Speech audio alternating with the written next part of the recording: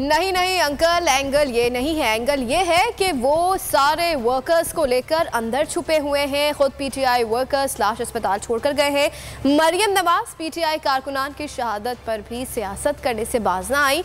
लीगी रहनुमा की मुबैना ऑडियो ने उनके अज़ाइम से पर्दा उठा दिया। नहीं अंकल, वो एंगल नहीं है।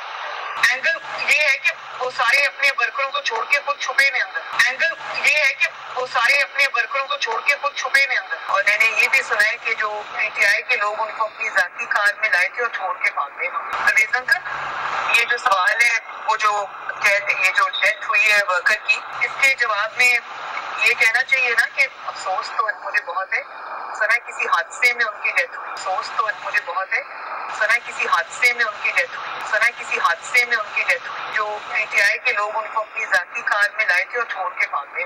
ये कहना चाहिए ना कि अफसोस तो मुझे बहुत है, सना किसी हादसे में उनकी डेथ हुई।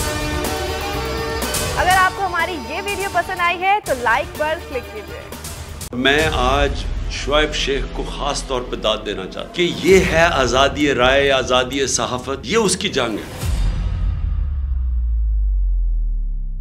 हर किस्म के दबाव के बावजूद शुएब शेख खड़े रहे इस मुल्क की उस सहाफत के साथ जो जमहूरियत का हुस्न है। एक वो सहाफत जो किसी प्रेशर में नहीं आती, जो किसी एस्टेब्लिशमेंट से नहीं खौफजदा होती। ये जो डाकू मुसल्लत किए गए हैं, इनकी रिश्वत नहीं लेती, वो है इस मुल्क की असासा। सहाफत वो असासा बन जाता है।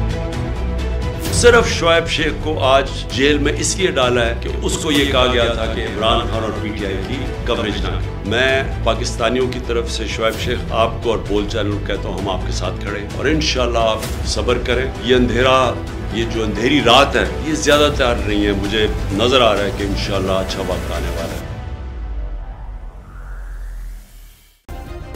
सब्सक्राइब करें और बेल दबाएं ताकि कोई खबर रह न जाए।